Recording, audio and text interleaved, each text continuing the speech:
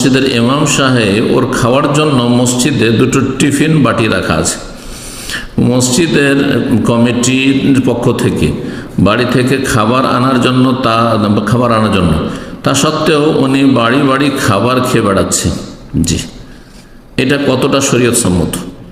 এটা তাকওয়ার পরিপন্থী। যেখানে সে সসম্মানে মসজিদে বসেই, মসজিদের পাশে যে তার রুম রয়েছে সেখানে বসে খেতে পাবে, মাদ্রাসায় খেতে হবে, তারপরে কিছু শিক্ষক রয়েছে অথবা কিছু ইমাম রয়েছে যারা বাড়ি বাড়ি খেতে পছন্দ করে। কারণ বাড়ি বাড়িতে গেলে একটু মহিলাদের একটু দেখতে পাবে, এর কথা বলতে পাবে। কখনো কখনো পর্দা তো নেই আমাদের দেশে, ইল্লা মাশাআল্লাহ, হ্যাঁ, সরাসরি এসে আপ্যায়ন করছে, খাওয়াচ্ছে, মহিলা খাওয়াচ্ছে।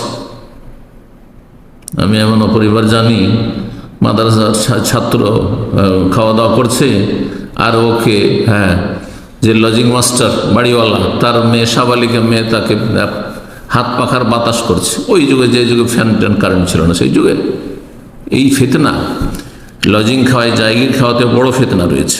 এজন্য কারো বাড়িতে খেতে যাওয়া, অথচ আপনি ঘরে বসে খেতে পাচ্ছেন,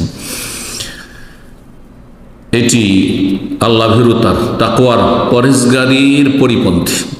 এতে পরেশগারি মানুষের নষ্ট হয়ে যায়, বা পরেশগারি নেই বলে সব কাজ করছেন। কেন করবেন আপনি? জি, এগুলি হচ্ছে মানুষের পাপের কাছাকাছি চলে যাওয়া আর নেকির রাস্তা থেকে দূরে সরে যাওয়া। আল্লাহ হিদায়াত দান করুন সবাইকে।